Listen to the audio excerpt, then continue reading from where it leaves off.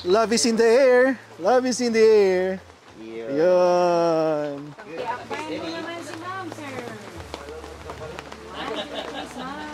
Ano ang sikreto para ang aso mo ay maging masaya? Tingnan ko nga yung mukha kung mukhang kawawa. Yan po. Oh, shoutout ka, follower. Di ba? Play with the dogs. 150.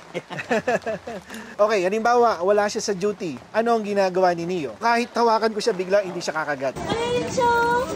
Yung dog, St. Bernard. Yun lang, meron po doon. Doc, shoutout ka. Tanggalin mo yung mask mo. Yan.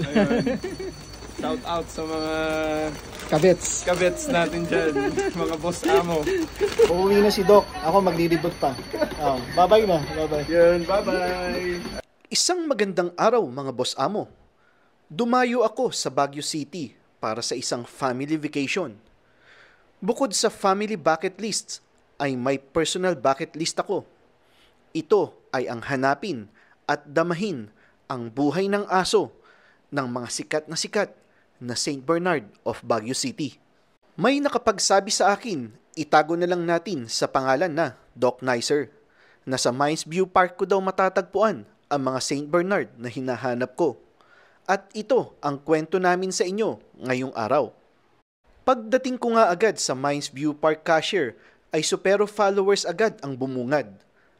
Alam ko na pag sinabing supero, sasagot ako ng hello po. Pagkabayad ko nga ng entrance fee ay naglakad na ako papasok. Maulan at malamig. Parang masarap na lang matulog sa hotel. Ngunit hindi ako pwedeng bumitaw sa aking pangako. Ang sabi ko noon ay pag-akyat ko ng Baguio City ay lalapitan ko at hahawakan ang St. Bernard. Hindi na ako nagtanong kung saang parte ng park makikita ang St. Bernard. Tila ba may bumubulong sa akin at nagsasabing, nandito lang kami, boss amo, malapit na malapit ka na. Parang bulong ng simoy na nagsasabing, halika, boss amo, maligayang pagdating sa aming mundo. Dalawang St. Bernard ang bumungad sa akin. Isang dominante at isang submissive. Naka-heads up yung dominante habang yung submissive naman ay tulog, parang pagod na pagod. Marahil ang submissive na asong ito ang kinakaawaan sa social media. May 3 tao din nakasama ang mga aso. Marahil ang nakatayo ay ang owner at ang 2 ay mga handlers. Wala pang 5 minuto ay dumating na ang ilang grupo ng mga turista. Ginising agad ang submissive na aso. Pinosisyon siya para sa isang group shot. Ito naman ang kuha sa pangalawang grupo ng mga turista. Nilagyan siya ng shades at kinuha ng handler ang camera, habang ang owner ng aso naman ang taga-command sa aso upang maging snappy. For the photos, ika nga. Solo, wala mag-solo ma'am? Pagkatapos ng group shots ay nagbayad na ang mga turista. Masaya sila sa photos with the dog. 100 piso para sa lahat ng shots, kasama ang submissive na St. Bernard na ito. Ganito ang buhay nila. Tulog kapag walang turista. Gising at snappy kapag mayroon. Paulit-ulit hanggang may turista.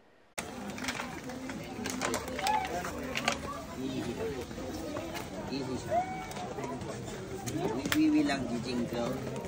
Ilang taon na siya? 1 year 4 months sir. Pamilyo. Very new. Ay, Chong! Yung dog, St. Bernard. Yun lang, meron po doon. Kapag dambuhalang aso, ang unang maiisip na breed ng mga Pinoy ay St. Bernard. Marahil dahil ito sa St. Bernard na tourist attraction sa Baguio City. Natsyempohan ko na palabas ang dominanteng aso. Ang sabi ng handler ay iihi at magpoop daw ang aso bago sumabak sa kanyang duty. Pinagmasdan ko ang aso sa malayo. Mataas ang kanyang enerhiya, ngunit hindi sintaas ng mga aso na hindi nakakalabas ng bahay o yung mga aso na nakatali o nakakulong. Maganda din ang kanyang pangangatawan. Masunurin sa handler. Mahilig din siyang umamoy-amoy. Hindi siya triggered sa mga tao o mga bata sa paligid niya. Kaya naman na-curious ako. Hindi yata magiging patas ang paglalahad ko ng storya kung ang alam ko lang ay ang mga malulungkot na storya sa social media. Sa tingin ko ay dapat nating pakinggan ang kwento ng kabilang panig. Ang kwento mula sa mga handlers ng St. Bernard at sa owners nito.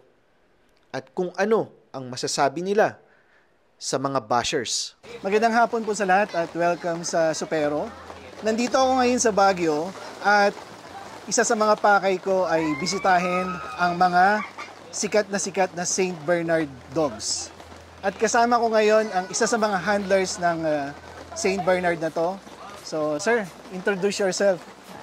Ako pala si Arnel Dipainos, isang handler ng St. Bernard dito sa Mindsview Park Association. Yan na, sir. Okay. Sir, ito, anong pangalan niya? Neo, sir. Neo. Ilang taon na si Neo? 1 year, 4 months. 1 year, 4 months. Okay. So, sir, yung isa, si Blue. Blue. So, si Blue ay anak ba niya si Neo? Hindi po, sir. Ibang lahi naman sa kanya. Ibang lahi po. Ibang lahi ng St. Bernard. Okay. Galing siya sa Ukraine. Okay. Import. Anong training ang ginawa niyo sa kanya para masanay sa tao? Kumbaga, 9 months or 12 months, ganun, 1 year, sir.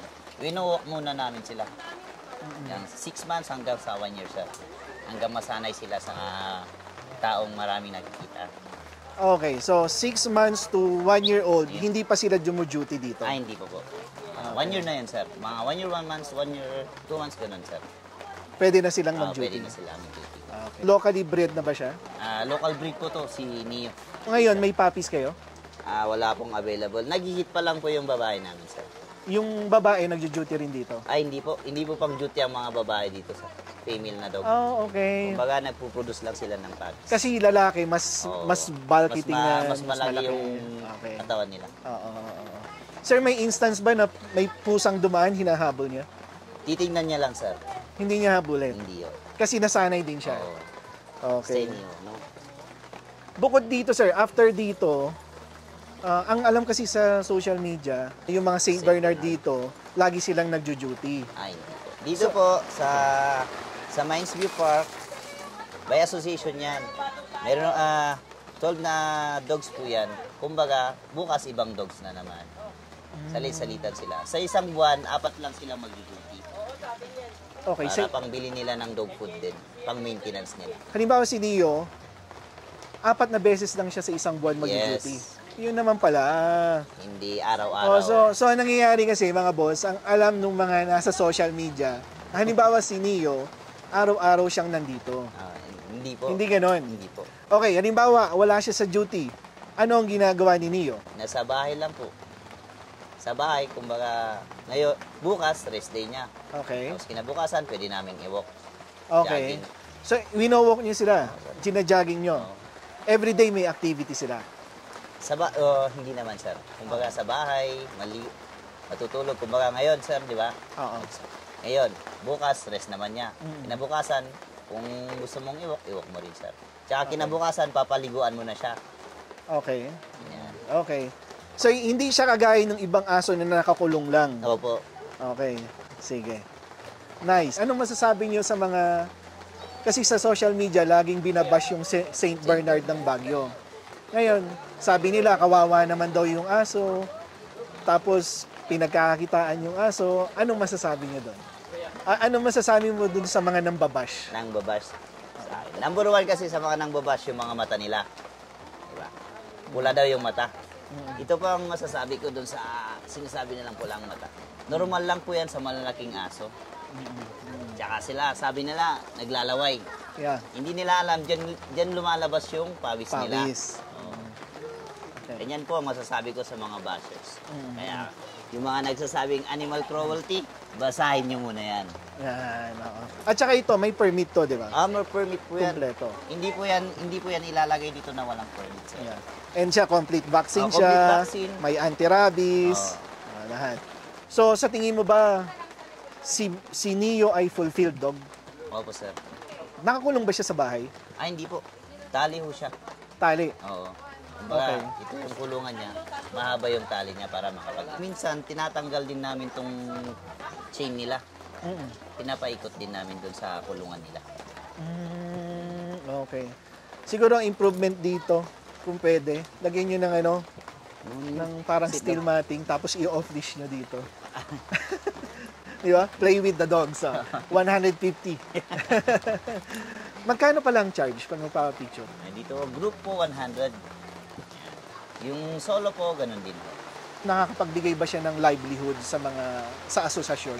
Opo, pag yung mga estudyante, kuya, yun, dumadaan sila doon sa barangay, nagbibigay ng mga baon ng mga bata papunta sa school. Yung asosasyon nyo? Okay. Okay, so i-clarify natin yon. Yung asosasyon ng St. Bernard sa Mines View, part ng kita nyo, Opo. binibigay nyo rin sa community. Yes, sir. Okay. Kumbaga, may namatayan, ganun, sir. Nagdo-donate din po kami, sir. O, yun yung mga hindi alam ng bashers, no? Bash sila ng bash. Niyo.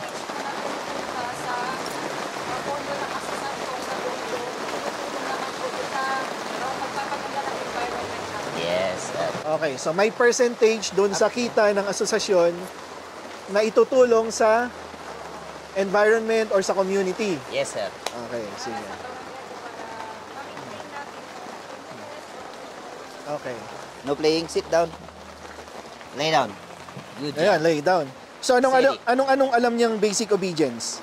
Shake hands then lay down. Yun lang, sir. Shake hands? Pwede ba makipag-shake hands? Yes, sir. Pwede po. Up, stop. Dito ka, sir. Okay. Up, Neo. Sit down. Sit. Good boy. Shake. Come, shake. Good boy. Oh, shake hands. The other one, boy. The other one. Good job. Oh, shake Good job, hands. job. Good. Oh, iuwi na kita. Pwede ko bang iuwi si Neo? Pet na lang, sir. Libreng pet. Yes, sir. Live pet. Ito yung kayong coat. Ang ganda ng coat, ano? Hindi naman siya payat. Ang ganda ng hindi po. katawan. Hindi po yan, sir. Ang ganda ng katawan. Tama lang sa height niya. Okay. Kumbaga, breeder ka, apat yung aso mong ganito. Yung 2.6 na ay isang kaban na yun na 20 kilos, hindi pa yun naabot ng apat na araw. Kung gusto mo talagang palaki na palaki. Okay. Saka yung iba, sir, kaya hindi namin pinapalaki yung iba. Nagkaka-stroke sila. Kahit, parang tao rin ang mga to, sir. Kahit malamig dito Oo. sa Baguio. Nagkaka-stroke din sila. Ibig sabihin, eto, natutulog to sa'yo or sa Sa owner? owner, sir. Binabalik mo Kumbaga sa ako owner. na lang po yung nag-aalaga, sir. Oo. Then yung owner, siya rin yung nag-walk ng aso niya. Oo, sir. Inawak niya rin. Oo. No Tamo, playing. napaka-sweet naman talaga eh. No playing, no playing. Wala pa siya nakagat. Wala, sir. Wala po. Kahit bata. Wala po. Kahit makulit na bata, wala po. Linalaro po ito ng bata doon sa bahay. Bahay nila. Okay. Sige. No, Neo. Oh, so prong collar ang gamit niya, no? Prong collar. Opo, sir. Oo. Up, go, Neo.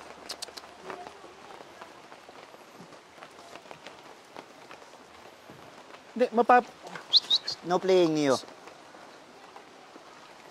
Normal lang yan sa bata pa, sir. Yeah, 1 year old eh. Tuta pa to eh.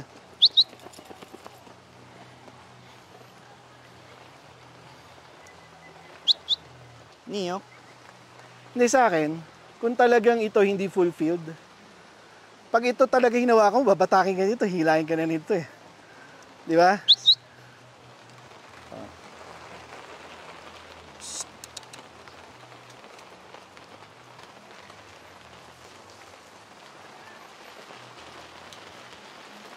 Napakabait na aso, ano?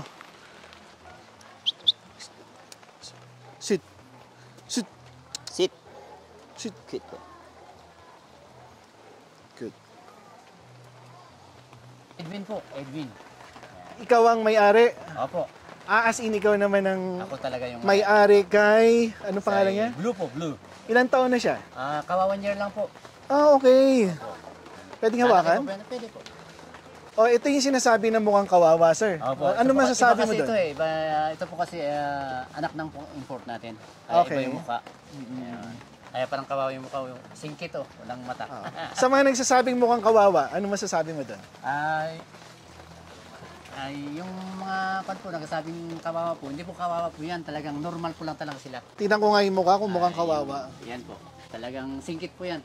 Kaya... Actually, hindi mukhang kawawa eh. Oo. Talagang bagsak yung Oo, mukha. bagsak yung mukha talaga. So kasi yung face yan nakaganon. Oo. So parang mukhang kawawa. Ito talaga yung mukha nila. Iba kasi yung mukha nito, parang talagang yung mukha niya talagang bumano talaga eh. Bumaba. Okay. Ilang araw siya nagjo-duty dito, sir? Ay, ito kasi minsan lang po, once a week lang po siya. So lahat kayo, ganun ang Opo, policy. ganun talaga. Pag bumili ba ako ng St. Bernard, pwede ako maging member ng asosasyon? Depende po. Depende po. Halimbawa, ibang breed naman ang ilagay ko? Pwede? Bernard talaga yung nandito eh. Bernard Hindi, po lahat. actually, doon kayo sumikat sa St. Bernard Sa eh. St. Di ba? Bernard po, opo. Pag pumunta ka ng Baguio, kasama na yung St. Bernard doon. Opo. Naka Yun talaga. na. Nandun na po talaga. Pag wala ka pating sa Bernard, talagang po yung dinadayo nila eh. Yes, Sa Baguio po. naka-bucket list na yon. Pag pumunta ka ng Baguio, pupunta ko yung St. Bernard. Opo. Yun po yung tinatawag. Lalo po yung taga-kwan sa galing pong sa Mindanao, Cebu. Eh, lalo pag uwi na namin, eh, siyempre, ang sinasabi nila, pag uwi namin, siyempre sila gusto nilang magpa-picture kasi pero sige po, pinipilit na nilang magpa-picture eh. Okay. Talagang pan. Sir, anong routine ni Blue? Halimbawa, wala siya dito. Ay, sa bahay lang po yan. Nakatali siya, Ay, nakakulong. hindi po.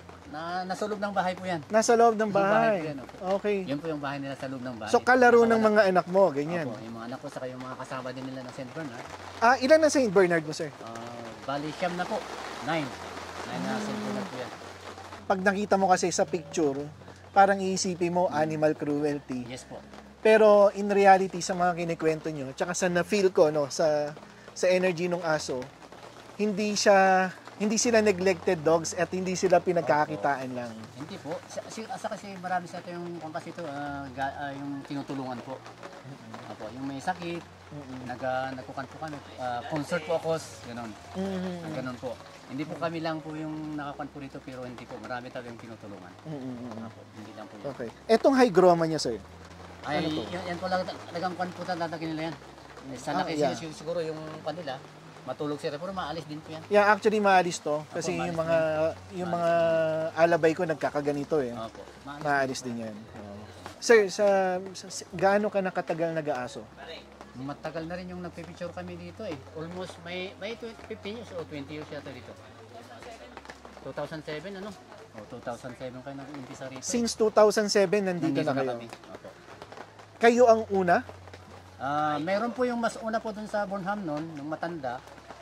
Nung kan, siyempre nung kan na, nawala na dun. Kami na po sa meron yung isa na taga-kuan.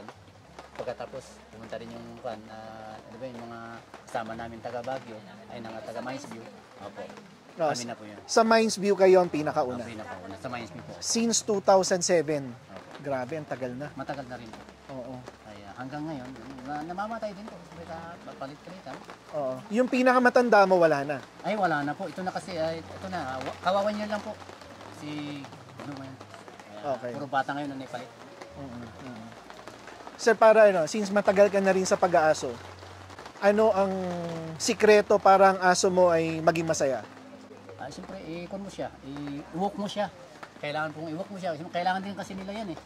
Di ba? Pag ganito, pag nagtatrabaho sila, pag alam nila na binuhat mo lang yung itong bag niya, kakalampagin niya yung alam niya na magtatrabaho yan eh. Kaya parang masaya sila. Masaya sila pag lumalabas. Ganun po. Parang sanay na din sila eh. Yun ang isa sa mga kailangan para maging Kailangan masaya ang aso. Masaya ang aso.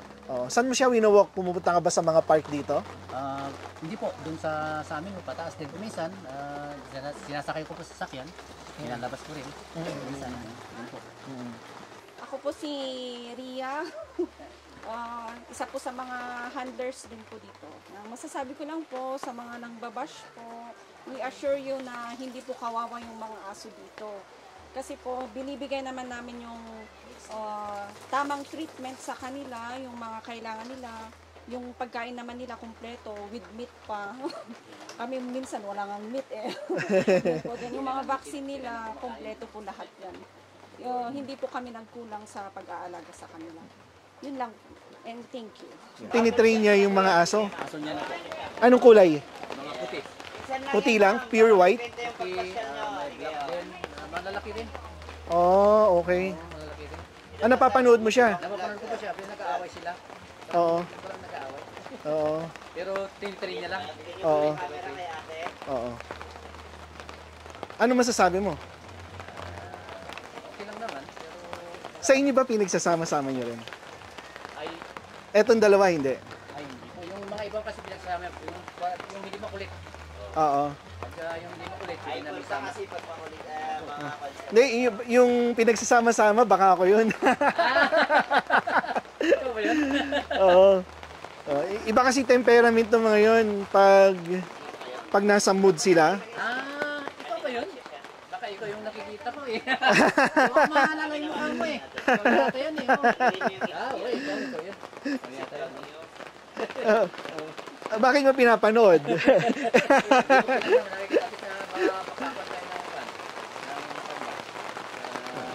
Techniques.